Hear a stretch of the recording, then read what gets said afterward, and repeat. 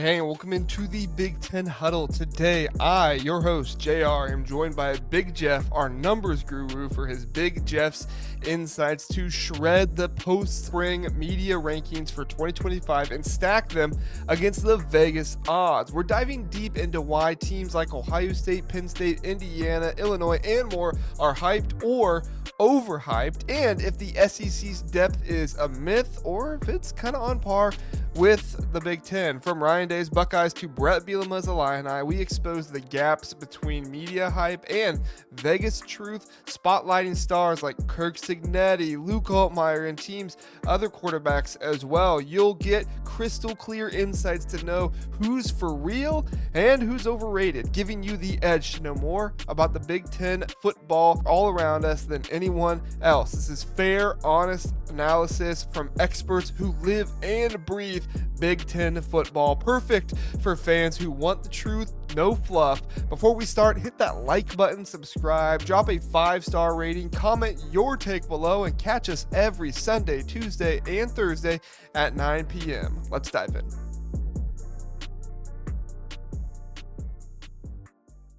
Coming here with another Big Jeff's Insights episode. We're going to give you a top 25 and look at all the things going on in college football in terms of Vegas and the media, what they're looking at and how those things differ. We got our guy Big Jeff with us once again. He's got his tables, he's got his numbers. Jeff, we appreciate having you here. Tell people where they can find your work at outside of the podcast. Yeah, bigjeffsfootball.com is my website. Have detailed articles, deep dives, I call them. And then on X at Big Jeff's FT Ball. So excited to be on again. We are, pre-recording. So if any big news happens on late Wednesday or Thursday morning, you'll know why we didn't talk about it because it was pre-recorded. But this is good stuff. We're taking, the media kind of post-spring top 25 rankings that are out there, and we're aggregating them. We're going to show that to you, comment on them. And then at the end, we're going to bring in how Vegas views, based on odds, what the top 25 would look like. And we're going to point out the biggest discrepancies between the aggregated media polls and then Vegas. So I think it's pretty revealing, actually. Yeah, it's going to be an interesting episode. I got my coffee. We're here this morning. We're ready. You might be watching this at 9 o'clock at night. We are recording this at about 8 o'clock in the morning. So we're here and ready to go. Jeff, let's go ahead and get right into it. Here is your table number 1. Go ahead and tell us what we're looking at here. Yeah, so this is one of 3 tables. We'll get through this one fast, but this is the 6 publications we chose to use. So you can see across the top here, it's actually, we're using ESPN Bill Connolly's SP Plus rankings as a top 25. CBS Sports is number 2. We have Yahoo/Athlon Sports is number 3. The Athletic is 4. The Bleacher Report is 5. And then finally on 3, and specifically Andy Staples, I believe, did that. So I just put Andy in there. He does good stuff. So and just so you know, color coding, I like to use color codes just to hopefully make things easier.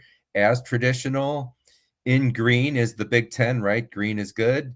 The SEC is in more, tan or brown or not so good looking color, but they are in tan. The ACC is in light blue. So you notice not a lot of ACC in here, not a lot of light blues. And then the darker blue is the Big 12. And then finally, Notre Dame is in white. And I shouldn't say finally, Notre Dame is in white. And then the group of 5 is in purple. And in this case, Boise State is only appearing in 2 polls here. And so just a general comment here. Like I said, not a lot for the ACC in the light blue. The Big 12 they only have 1 team ranked in the top 10 across any of these. Arizona State in the Bleacher Report appears 9th, but they've got a ton of teams from 11 through 25, and really does support the mantra of the Big 12 that anyone could win it, right? And they have a lot of good teams, but no great teams. And that's what the media feels about them. And then if you look at the top 10, just loaded with greens and the light browns, SEC, Big Ten, they dominate. So that's just kind of like the overall before we get into the next table, which will summarize the data. But JR, any comments before we show the most important thing, I think, which is the summary of the 6 polls? No, not really. We'll see the summary here. Let's just go ahead and go to the table number 2 and the average top Yeah. 25 there. I think is probably the most interesting. Go ahead. Yeah. So just so you guys know, so with the 6 polls, basically, if you were ranked first, that earned you 25 ranking points. So in the columns on the right, I've got the average of the 6 polls and ranked all those teams. So Texas comes out number 1. They ended up with 145 ranking points because, again, if they had a number 1 vote, they got 25 points for that. So that's where the ranking points kind of comes from. That's how I aggregated the information. And then just to stop there, actually, you could see, Texas is number 1 in 4 of the 6 polls. Ohio State gets the other 2, including Connolly's SP plus. It is interesting. Penn State, isn't number 1 there. It kind of surprises me a little bit. One of the surprises to me is that Ohio State is ranked above Penn State, and I know it's really based on Franklin needing to prove it. I get that. But if you're going based on personnel and the fact that Penn State has, a 3-year starter who's a likely first-round draft pick, and Ohio State's starting a new quarterback, that's one of the things that does surprise me, JR. But so to summarize that top 25, if you went by conference for the top 25, you're going to get SEC with 10 teams in the aggregate for the media polls. The Big Ten has 6. And so think about that. Big Ten and SEC was 16 of the 25 based on the media. The Big 12 has 5, but the highest only is Arizona State in the aggregate. They're at number 13 in the darker blue. And then the ACC does have 2 teams, so you add in Miami. And then falling back down, SMU does come in at number 23. Notre Dame's in there, of course. Notre Dame's very consistent. The highest rank is 2, but really they're kind of in the 5 or 6 range. So in aggregate, they came out 6th. And then the group of 5 actually in aggregate gets 0. So I just find that pretty interesting. Tied to this whole concept of the 16-team proposed playoff model and this 4-4-2-2-1 concept where the Big Ten and the SEC would get 4 teams each. The ACC and Big 12 get 2 teams. The group of 5 gets 1, and then there's 3 at large. When you really think about it, just based on the media and this model here, that model is actually pretty damn good for the ACC and the Big 12. And I know if you've been listening to a lot of our podcasts that has me on it, I've been really pounding that drum pretty hard that although to make it clear, I don't love a model that forces and gives auto bids. But if you're to do a model like that, a 4-4-2-2-1 is actually a pretty good deal for the ACC and the Big 12 is really my takeaway from that.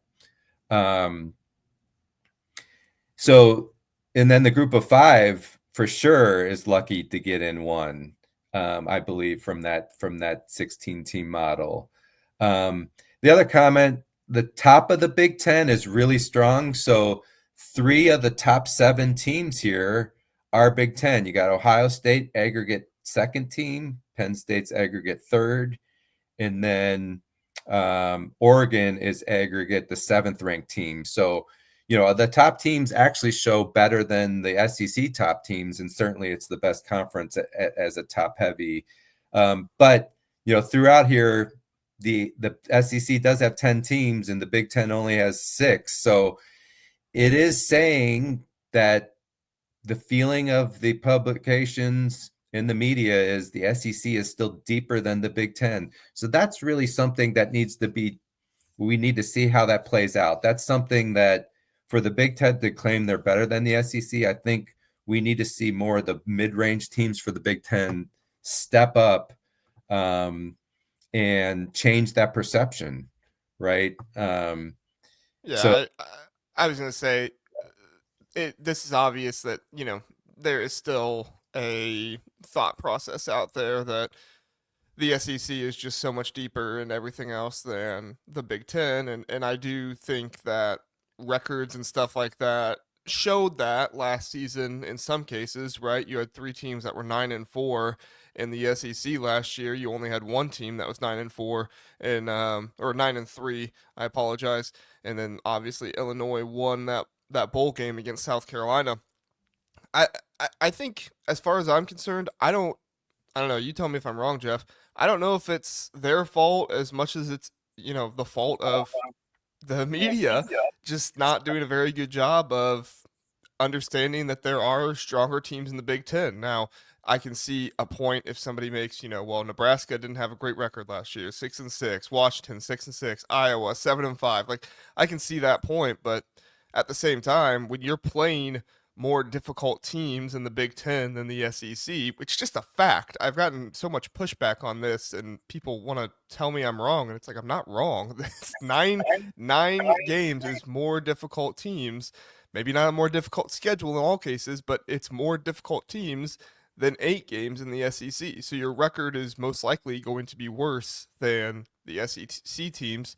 And as we saw last year, the committee and everybody else valued record so much more than strength of schedule and stuff like that, which is fine. It doesn't really matter to me.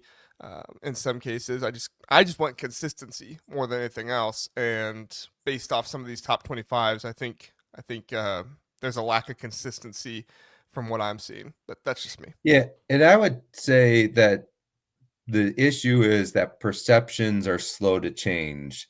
So I'm a believer that if you did go back at maybe 4 years or longer ago, the SEC was better on top, and they were better in the middle than the Big Ten. That's just what I believe. That's true. Yep. That's changed in the last 2 or 3 years. 2 years for sure, but probably 3 years. And so it takes a while though for that to kind of settle and become more believable, I guess. And I think that's what we're facing, JR, is Yeah, that, and the you know, perceptions and oh, go ahead. Sorry, I didn't mean to no, cut you off. yeah, and I was going to equate that kind of a little bit to Indiana too. Like I went to Indiana, and some Indiana fans are upset that they're not getting the respect and everything. But it's only 1 year that they've been good. And under Tom Allen, they had 1 year in COVID that they were excellent. They started the next year ranked 12th in the preseason, and they went 2-10. And so people remember those things, right? And so perceptions are slow to change. So Indiana is a good example of that, which is why this year is so important for Indiana. They don't have to go 11-1 again, but they can't go 5-7. If they go Mm-hmm. 5-7, everyone's going to be like, that was a one-hit wonder. Indiana wasn't really real last year. It was kind of like a fluky thing. Yeah. So yeah, Yeah, I go don't ahead think they're going there. to go 5-7, but they definitely would get that Mel Tucker, label if they did. So definitely have to avoid that. It's just tough for the Big Ten because I'm with you. Like the teams, the Iowas, Nebraskas, and Washingtons, UCLA's, Michigan State, probably missing somebody, Minnesota. Like if Minnesota, like they did their part last year with giving Penn State a really good game and they almost beat Penn State. But if Minnesota would have won that game, it would have been a whole lot less respect for Minnesota and a whole lot more disrespect for Penn State. You don't see that as much in the SEC, right? Georgia I agree. lost last year to Ole Miss. They got blown out by Alabama. The narrative is, oh, Ole Miss and Alabama were better than we thought. No, guys, Georgia was not good last year. They were not good. Carson Beck was not nearly who everybody thought he was. Now, you can blame that on wide receivers, whatever it might be, but the fact is the team wasn't as good as people thought they were. They were an inflated football team to some extent because overall the conference was inflated, right? The Big Ten had the better top tier teams. That doesn't mean that Alabama and Ole Miss and them weren't good. Of course they were good teams, but you can't you can't have this idea anymore that, oh, this team beat Georgia, so they're one of the best teams in the country, and oh, this team beat Penn State, well, Penn State sucks. It's just two different narratives that are not Yeah. consistent, and it goes against the Big Ten, and oftentimes is more in favor of the SEC. Yeah, and I don't disagree. That's exactly what the narrative is. And so it goes back to my point. It's slow to change, but the good thing is when you have Big Ten teams winning natties now, winning the big one, and then kicking some SEC teams' tails, i.e., Tennessee coming into Columbus and everything. Illinois, And South then Carolina, Michigan, Alabama, yeah, yeah, well, the Illinois win at South Carolina, I call it at they're in the South bowl Carolina. I game. felt like that South Carolina game. That bowl game, that was huge. So, and I think the other reality is, when you watch the NFL draft through the years, you're just seeing this litany of SEC guys getting drafted, right? So that sticks in people's head.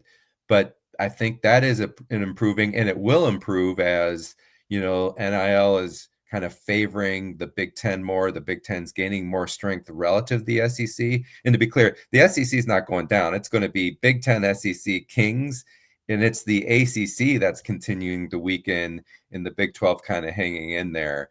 So it's frustrating though, Jared, if you're a Big Well, Ten and fan, right? that's been my point pretty much Yeah, ever since I've started the podcast is I'm not saying the SEC is bad. I'm not saying the SEC is not a premier conference still. It obviously is, the recruiting and everything else.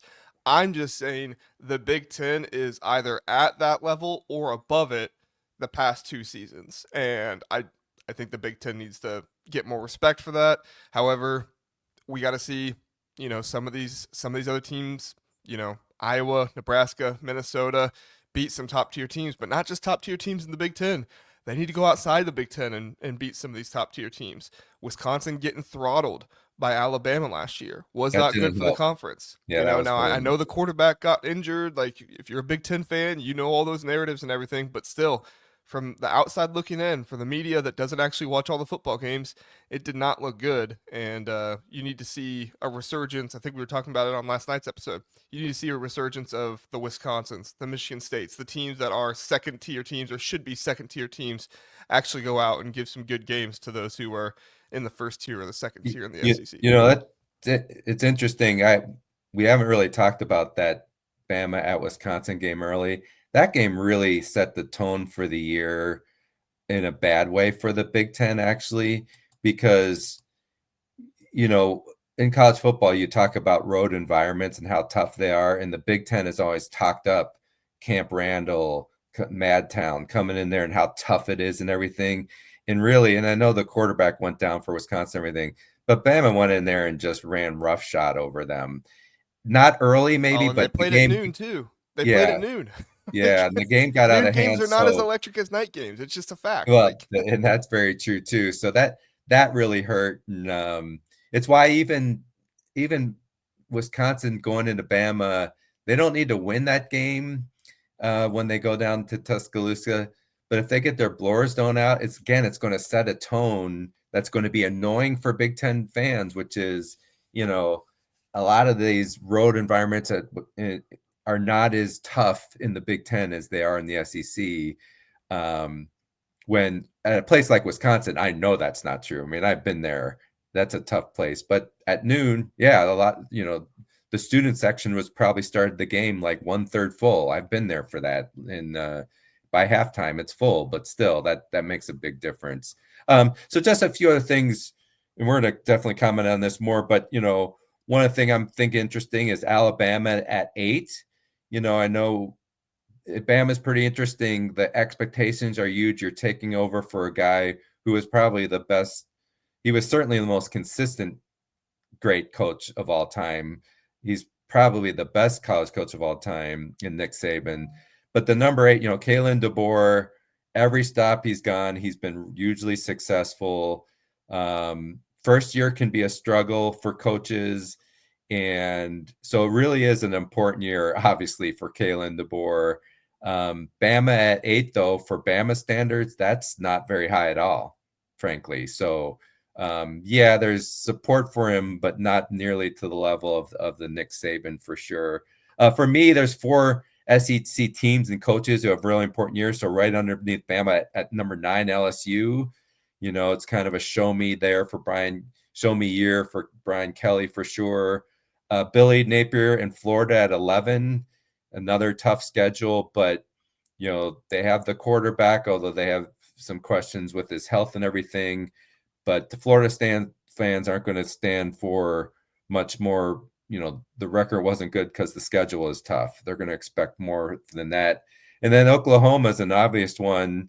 They're at 19 after having a tough year last year. So Brent Venables, huge year for him. You got the quarterback in Mateer, who's supposed to be real good, difference maker. Just an important year for those programs, I think. Then the thing to mention, go ahead, Jer. No, I was gonna say I agree. I think, some of these teams are getting some higher projections based off of transfer portal stuff and things like that. That I, I mean, again, it's some of the thought process of, oh, this team will just automatically be better, and it's like, again, it's lack of consistency here. Florida has DJ Lagway, I understand that, but DJ Lagway also is throwing only like 2 or 3 times a week right now. I mean, we're a couple months away from the season, and he's not even at full strength throwing. He missed an entire spring. I don't think people understand how, and like the media should, but this is where I think the media fails sometimes, is they're paying attention to over 100 different college football teams. And when you're not paying attention to DJ Lagway, didn't even do spring practice, and he's one of your main reasons why Florida is considered a top 10 team, and Billy Napier should have been fired last year, or people said he should have been fired last year. And then now people are ranking him as a top 10 team. And then with Oklahoma, people are giving John Mateer all the praise, but I don't hear any of that for Fernando Mendoza for Indiana. I'm not trying to say Fernando Mendoza is definitely better, but everybody says, oh, Oklahoma brought in all these transfers, and then they say about Indiana, oh, Indiana, they lost all their guys. It's just not true. It's the same narrative that people, not the same, it's a similar narrative that people spun last year with Ohio State when they said, oh, Ohio State went into the portal and just bought all these players. And it's like, no, Ohio State took less players than over 100 teams in college football last season. But of course, that narrative doesn't get spun. It's just whatever people interpret about the transfer portal. So I agree. Oklahoma, teams like that, like, they have the opportunity to be better. But I also think there are other Big Ten teams that have that opportunity too. Indiana, Nebraska, Iowa. Nobody talks about Mark Gronowski. Nobody talks about him. And I think it's a shame. Yeah, and so just some other things to hit on here. So, Miami for the ACC, they're the second highest ranked ACC at 10. Real important for the ACC that they're real this year, and based on their recruiting, NIL spend, and all that, they really should be, right? There's no excuses for Mario Cristobal not to have them a top 12-ish team for sure. And then after that, it jumps down to SMU. And notice, no Florida State. That's what kills the ACC too. You got to have your blue bloods acting like it. And for Florida State not to be even on the radar, it's just wild that the year they had last year was really incredible after having that season where they probably should have been in the top 4, right? And made the 4-team playoffs. So just, to talk about we talked about the 3 Big Ten teams in the top 10 in aggregate. Next up is Illinois. So Illinois 12th. I mean, appeared in all 6 polls that we have that count column there. The media believes, and BLM has been selling, and the media has been buying, is the way I would say. And there's some strong reasons to say yes, right? 18 of 21 starters from their bowl game are returning. That's huge. Luke Altmaier, an experienced quarterback, is back. And then they went 10-3 last year overall. And with all those players, why not take another leap?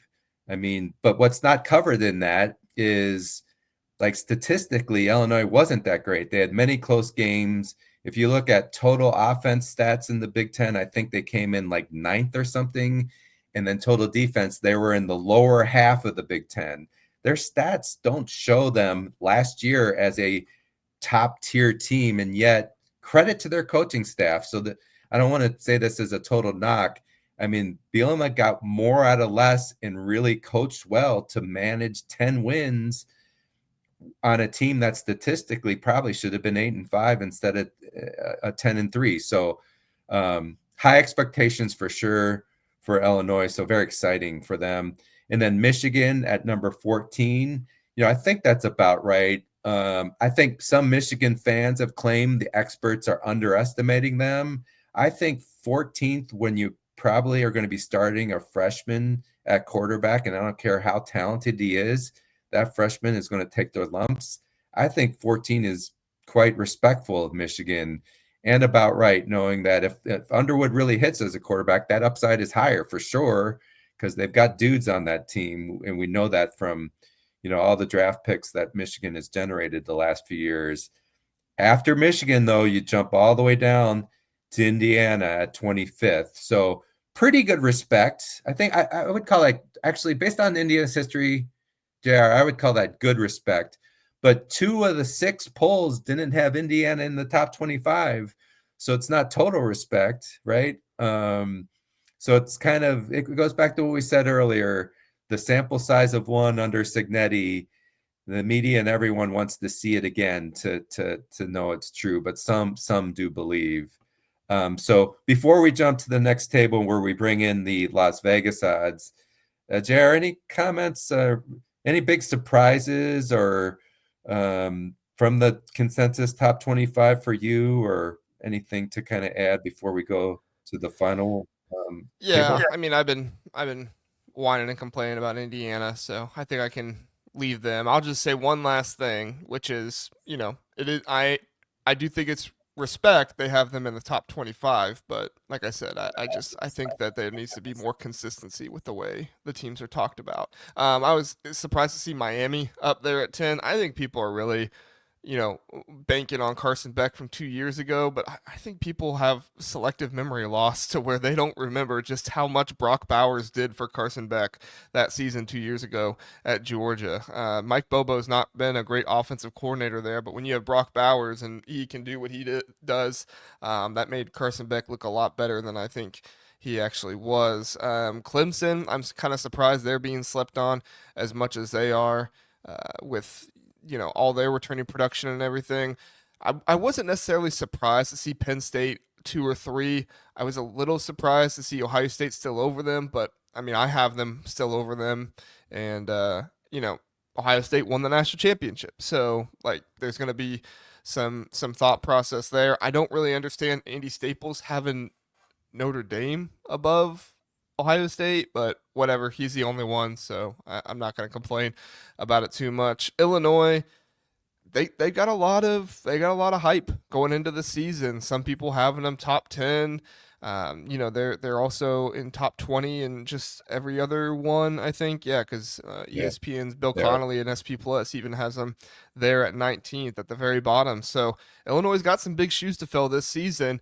I agree with you on the close game stuff. They do need to do a better job this next season of limiting those. We saw the scare against Rutgers. If that game doesn't go the right way, they do not look nearly as good as a team. But Brett Bielema, I trust him. He's a really good coach. He can get it figured out. He's got a lot of returning players. I think they're going to be able to handle the easier teams on their schedule. I'm more interested on seeing what they do against a team like USC, who recruits pretty well, a team like Washington, who has a really good home field advantage, and they're going to have to go there. Ohio State, some of those teams, I think they'll be fine everywhere else. Duke is going to be a really good barometer at the beginning of the season to see what we get out of them. And then, everybody's kind of over the place with Michigan, but I mean, when you've got suspensions pending, when you've got a true freshman quarterback, I saw some Michigan fans saying they're disrespected. You're the only team up there with a true freshman quarterback, I don't think it's disrespectful at all to have Michigan as a consensus top 20 team. And Sharon Moore, second year coaching ever, not just for Michigan, but ever. So did you see where CBS Sports had him on their coaching rankings? He was outside the top 50 in their coaching rankings. I mean, to me, it's a question mark. How do you rank him? I mean, Yeah. you really can't. He, Yeah. Michigan and more at midseason, I think I gave them an F. I did an article on midseason rankings and everything, and I think I gave him an F. And then second half of the year, he probably got if it wasn't an A, it was an A minus. And then for the year, he gets a C, right? It's just this roller coaster year. Mm-hmm. So yeah, I mean, 14 from the media consensus, I think that's about right. And it's not disrespectful at all, frankly. I think Yeah, it's pretty I good. totally agree. I think if you're a Michigan fan, you're happy with that, and you expect your team to make the playoffs, which they have every opportunity to do that. They just need to have good quarterback play. We'll see if it happens. All right, we're gonna go to the next table, Jeff. We're going to go to the next table. Now, this brings in some Vegas data. So basically, I dropped all the 6 polls information. And what you're seeing on the far left is just the aggregate, that same top 25, the average of the 6 polls. So to be clear on that. And then in the middle here, I'm putting in the title odds. I use FanDuel title odds. So, Texas is what, plus 600, and it goes down the line. And I provide the odds ranking. And the other thing to mention is in that FanDuel odds, it had other Vegas books as well. They're very similar. So if I chose a different Vegas book, it would be not much different. I'm just telling you, there's very subtle differences. Vegas is pretty much in concert. And so we want to look at this and say, what are the disconnects between how Vegas views these teams versus the media summary, right? So, Texas, Ohio State come out basically tied for first. And then in this column where it says odds rank, and I list basically that's what the FanDuel, if you were to give a FanDuel top 25, that's what it would be. So I didn't reorder. I kept it in the same order of the media summary. But as an example, Georgia has the third best odds of winning the national championship, and the media has them fifth. So just so you know, so you understand. Penn State, they're tied for fourth best odds from Vegas, and the media has them third. So all these are pretty in sync, right? If they're just a few off. I think the first one here, if there's red in the cell for this odds rank, it means that Vegas actually views that team not as favorably as the media. So Clemson's the first one. Vegas has them with the 8th best odds to win it all, whereas the media has them ranked 4th in aggregate. So there's a little disconnect there. If you want to jump down, other differences, Florida, Vegas thinks tied for 15th best odds, but the media has them 11th. And then the biggest disconnect of any team, and we were just talking about them, is Illinois.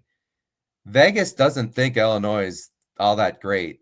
Their odds plus 15,000 tied for 28th best odds to win the Natty. Now, again, I'm not saying Vegas is saying Illinois is not a good football team. It's just that when it comes to hype of, making the playoffs, maybe making a little run there, Vegas is not a believer based on these odds, and they're in it to make money here. So this is not, it is what it is. So they were the biggest disconnect. And then right underneath them, and I'll give JR maybe a chance to comment on some of these. JR, I want to share some of this first. But Arizona State's another one. The media had them 13th. Vegas just tied for 21st as far as odds to win the Natty. And then speaking of Michigan, JR, Vegas had them 11th best odds. So Vegas very much respects, the talent level and everything and the potential of Michigan for sure. The other one here with red, BYU, media has them 17th, and they're tied for 28th along with Illinois. And then the other disconnect is Iowa, which is 24th from the media. Vegas has them only tied for 34th best odds to win the Natty. Iowa State. Iowa State. Iowa State. And then the ones in green are where the that Vegas likes the teams better than the media does. So Ole Miss is the first one. So Lane Kiffin, Vegas likes Lane Kiffin there. JR, 10th best odds for Ole Miss versus the media 16. Tennessee has the 12th best odds. So despite losing Nico, Vegas still thinks Tennessee is going to be damn good. Better than the media is thinking that they're 20th. Vegas thinks they're going to be 12th. A&M, 13th best odds according to Vegas, 22 for the media. So again, a group of teams. And then kind of nice to see and surprising to me as an Indiana grad, Vegas thinks more highly of Indiana than the media does. So they really do believe in Cignetti for sure. That's a powerful thing. And I just want to, before I open up to you, JR, want to look on the right here are some other teams that didn't make the media top 25 summary, but Vegas thinks really highly of. So number one is Auburn, and I know they're talked about a lot. Tied for 17th is what the Vegas thinks. So really impressive for them. USC, think about it, a blue blood program for the Big Ten, and we haven't even mentioned USC, and we're almost wrapping up here. That is pretty crazy. Vegas has them at plus 12,000. That's tied for 21st. Vegas thinks USC is a top 25 team. The other one that they think is top 25 is Nebraska. So USC and Nebraska, definitely have an opportunity. And I think in our podcast yesterday, JR, we had those as teams that definitely could really make a move this year, right? But we want to see it to believe it. But Vegas does kind of agree on that. And then the other two teams that are up there for the Big Ten, as far as odds from Vegas, is Iowa and Washington, both tied for 28th. But they're right up there on the cusp of being a top 25 team. So I think that gives pretty good respect there for those two teams. And in general, I would just say, in looking at this, I think Vegas has more respect for the SEC and Big Ten than even the media does. Like, they think they're even stronger than the media does. So maybe that gets back to, the media holding on to some old beliefs of the Big 12 and the ACC and, the non-power two, if you will. So just think it was interesting to point out those disconnects between Vegas and the media. JR, what kind of comments and surprises do you see out of this? Yeah, I think it's interesting with the argument going on right now from, college football or college football fans that, there should be some kind of, you know, not a committee doing these rankings or choosing who's in the playoffs, but there should be some kind of, statistical system or something. I mean, there's a lot of people saying we should just go back to the BCS rating system. I don't know if I'm in favor of that because I think that people game the system, and I see how it works in college basketball where teams, I mean, are just basically blowing each other out because it inflates their net ranking and everything else. I don't know if I necessarily want to see that happen. I don't want to see, a Michigan team fighting to get into the playoffs go out and beat Northwestern 70-7 or something like that. I mean, I guess that's fine, but it would feel a little disingenuous. However, I also think that Vegas has it more on point here than the media. I mean, Texas Tech, I can see why they're in there. I have them relatively high in mine because I think they did a good job in the transfer portal and stuff. But I I didn't have Iowa State in my top 25. I don't get what some other people are seeing. I know Rocco Betts is back, and I know Matt Campbell's a good coach, but they lost those wide receivers. They lost some good talent from last year. It's not like they're Illinois where they're bringing back, nearly their entire starters from last year. So I just don't see what other people are seeing with Iowa State. Arizona State is rather high for me. I think the media is still kind of holding on to some of the stuff with the Big 12 that we've been talking about, which is that the Big 12 has many good teams, probably a number of teams that belong in maybe the top 20, the top 25. I say a number, maybe two or three. but overall, it's not a conference that deserves as many teams in the top 25 as the Big Ten. I mean, you look right here, and the media has 5 Big 12 teams in the top 25, and they have 6 Big 10 teams in the top 25. Just not right, in my opinion. The conferences are not similar in there. I think you need to have more Big 10 teams in there. And I think you need to have less Big 12 teams. And the Vegas agrees with me. I mean, they have what 10 Big 10 teams either in the top 25 or on the fringe, and they have 11 SEC teams either in the top 25 or on the fringe. And Yeah, I I just think did the that's math, probably more JR. accurate. I just did the math, JR. For the media, SEC had 10 teams. With if you did Vegas, they would have 11. They would add in Auburn to that list. For the Big Ten, media had 6 Big 10 teams. What's interesting is Vegas would add USC and Nebraska, but they would drop Illinois. So we'd actually Mm-hmm. net one there, but it would go from 6 teams to 7 with a couple right outside the periphery, like Iowa, then Washington, and Illinois would be just outside the top 25. But according to Vegas, 18 of the top 25 is SEC Big Ten. Let that sit for a second. And again, I'm going to keep beating the drum. This 4-4-2-2-1 model is not a power grab for the Big Ten and SEC like people think it is. Based on numbers, reputation, what Vegas thinks, it's about right. It's about right. So pretty Yeah, no, interesting. I So agree. sorry, JR, jumped in there. No, you're fine. You're fine. I agree.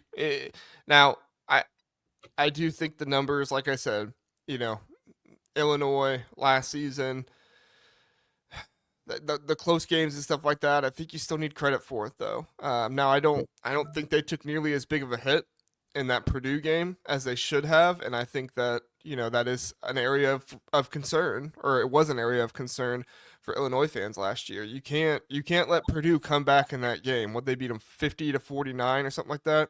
If you're a Right. defensive team, you can't let Purdue do that. I know they had a new starting quarterback, and I know things got changed up a little bit, so it's confusing. But still, I mean, that is not a good Purdue team at all. You can't let that happen. And I think that that would have been probably a major detriment to them in the in the computer rankings if something like that happened. But we'll never know. I mean, I don't know if we'll ever go back to computer rankings.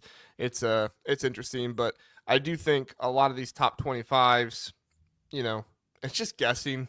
I do them because they get good Oh, attention and people people like love them and them. stuff like that. But People love them, man. That's yeah, I why mean, that's why everyone does them. And then I laugh when people complain about them. Like it's for fun and everything. And the other thing, why get upset when they're going to play the games and you'll know? I mean, yeah, there's nothing to get really upset about here, in my book. yeah. I think at the end of the day, odds mean a whole lot more than the top 25 does in certain circumstances. So yeah, Yeah, it's no doubt. interesting. And it's fun to talk about. JR, this is scary. This is a monumental moment here. Are we going to have a podcast that goes under an hour? I I think almost said I it to think we're about start to. our fans, but I didn't want to jinx it because in a couple of my early pods, I thought, oh yeah, this could go under an hour. Boy, did I learn the lesson hard. It's not. Yeah, you got JR on the show with you. Never bet on under an hour. So, Yeah. yeah. Well, I really don't have anything else on this unless you do, Jeff. No, that's it. And truth be told, we miss doing this live so the viewers can make comments because we love it, and that does extend it, but in a good way. So we miss all of you, but hopefully you enjoy this on Thursday, and definitely like us and do all those good things because that really matters for us for sure. For sure. Like, subscribe, do all those things. Let us know your thoughts. Are you think we're off base with SEC bias and stuff like that? You think that we're on point? Curious your thoughts in the comment section. We appreciate you being here. Go check out Jeff on Twitter, Big Jeff FT Ball there, and then his website bigjefffootball.com. Check out the Big Ten Huddle, Twitter, Instagram, all those places. We appreciate having you here. We appreciate Jeff coming on once again, and we won't see you next week because next week will be off, but the week after that we'll see you then. So thanks, everybody. Have a good one.